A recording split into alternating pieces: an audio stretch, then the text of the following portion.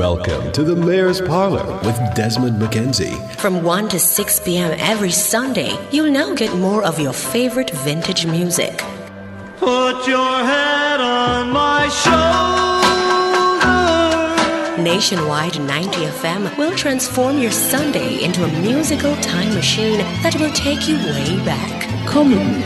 Let's go back in time. This magic moment. Journey into yesteryear with Desmond McKenzie in the Mayor's Parlor. I've got the music to jog your memory and make you smile. Put your sweet lips a little closer to the phone. Sit back, relax, and enjoy the best in vintage music. You're listening to Nationwide 90 FM. The time is 9 o'clock. Factual, insightful, and credible. It's Nationwide News Now at 9. Good morning, I'm Andrew Cannon. Coming up in the news at 9 for this Sunday morning, September 22, 2024. Indicom Defense moved to investigate police shooting incident in Riverless Spanish Town, St. Catherine on Friday night, where it was alleged that 2 men were killed during a confrontation with the police. 48-hour curfew now in effect for sections of Riverless Spanish Town, St. Catherine. Prime Minister Andrew Holness is calling for greater support for developing countries by global financial institutions.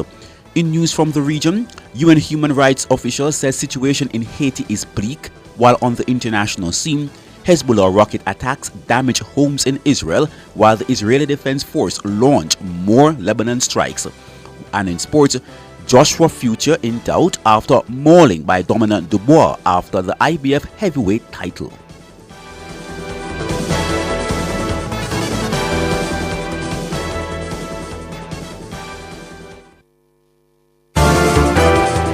If it's news, it's got to be Nationwide 90 FM. The Independent Commission of Investigations, Indicom, is defending its move to investigate the incident in Riverless Spanish Town, St. Catherine on Friday night, where it was alleged that 2 men were killed during a confrontation with the police. According to the police, one of the men that was killed was affiliated with a gang. Commissioner of Indicom Hugh Faulkner said based on the Indicom Act, the body has to carry out an investigation regardless of a person's background. The preamble or the introductory words to the Independent Commission of Investigations Act mandates the Commission to undertake investigations concerning actions by members of the security forces and other agents of the state that result in death or injury to persons or the abuse of the rights of persons. Indicom must execute this mandate regardless of the antecedent of the victim. Mr. Faulkner insisted that Indicom will act in a professional manner during the investigative process. The Indicom team must act objectively, independently, and impartially. It is from investigations that the Commission submits a Commission's report to the Office of the Director of Public Prosecution. Hugh Faulkner, Commissioner of Indicom. According to a police source, 2 firearms, a Smith & Wesson pistol with 2 9mm rounds and a shotgun were recovered at the scene. The police cleared roadblocks yesterday, sometime after 2, as residents protested against the actions of the police. Meanwhile, a curfew has been imposed in sections of Riverless Spanish Town, St. Catherine. The 48-hour curfew began at 6 p.m. on Saturday, September 21, and will remain in effect until 6 p.m. tomorrow, Monday, September 23. During the curfew, all persons are required to remain in their premises unless authorized by a member of the security forces responsible for enforcing the curfew. Prime Minister Andrew Holness is calling for greater support for developing countries by global financial institutions. Mr. Holness made the appeal during his address at the opening ceremony for Day 2 of the Summit of the Future Action Days at the United Nations UN headquarters in New York on Saturday, September 21. The Prime Minister noted the capacity limitations of developing states to deal with the multidimensional challenges they experience.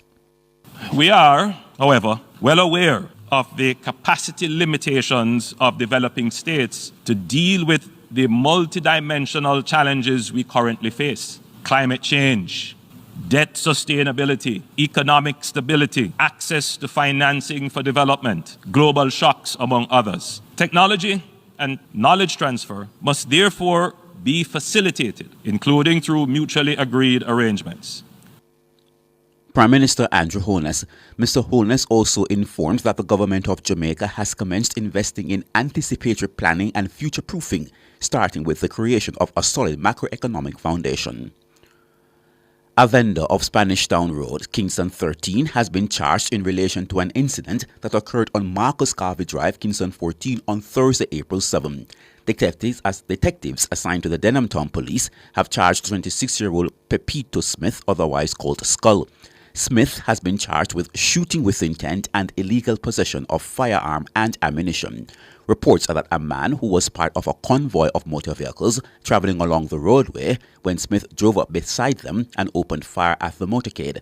However, according to the police, the group of people managed to escape injuries. A report was made to the police and an investigation was launched. During the inquiry, Smith was arrested.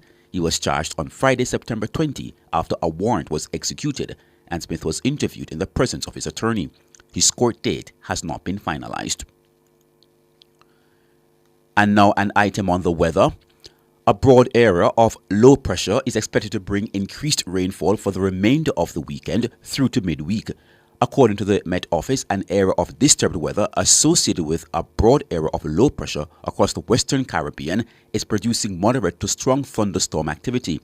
This area, that is located southwest of Jamaica, could develop into a tropical cyclone by the middle of next week and is expected to slowly move to the north or northwest. Consequently, the forecast is for periods of showers and thunderstorms, which may be heavy at times, to affect sections of most parishes, especially southern and northwestern parishes, from late Saturday night through to Wednesday. Strong gusty winds are also expected across Jamaica during this period, especially across southern parishes and offshore marine areas. Fishers and other marine interests should exercise caution as sea conditions will deteriorate in the vicinity of showers, thunderstorms, and strong gusty winds. The Meteorological Service will continue to monitor this system. Let's now turn to news in the region.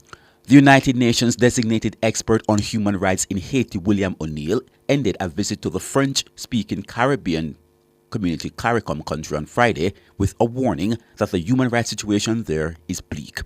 O'Neill told a news conference that it is necessary to make the state accountable to fight corruption and bad governance, which continues to plunge the country into an unprecedented humanitarian crisis.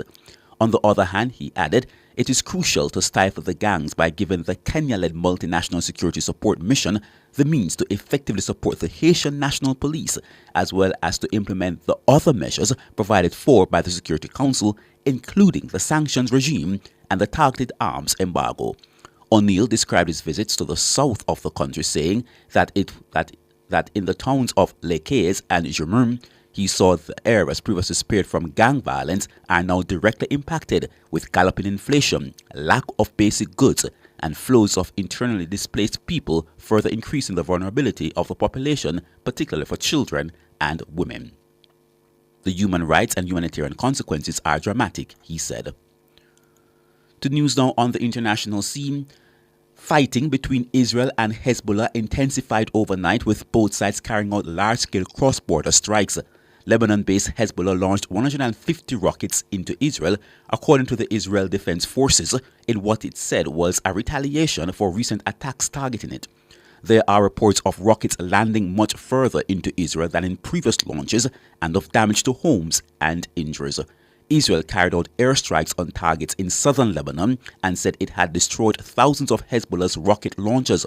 The UN has warned the region is on the brink of imminent catastrophe as fears of an all-out war grow. And now to sports. Daniel Dubois sensationally dismantled fellow Briton Anthony Joshua in 5 rounds to catapult himself into global sporting stardom in front of 96,000 fans at the Wembley Stadium. The 27-year-old dropped Joshua multiple times to retain the IBF heavyweight title and leave his domestic rival's career in ruins.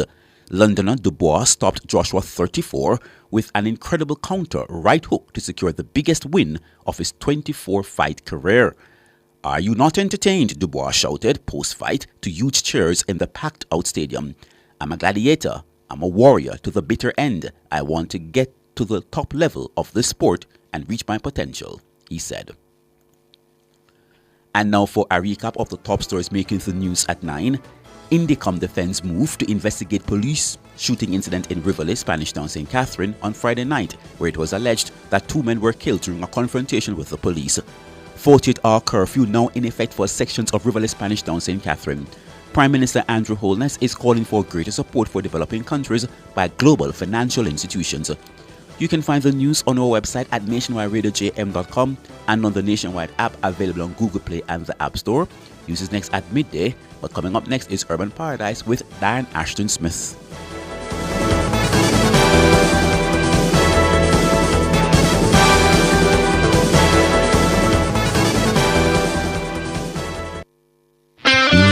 Get ready for a show like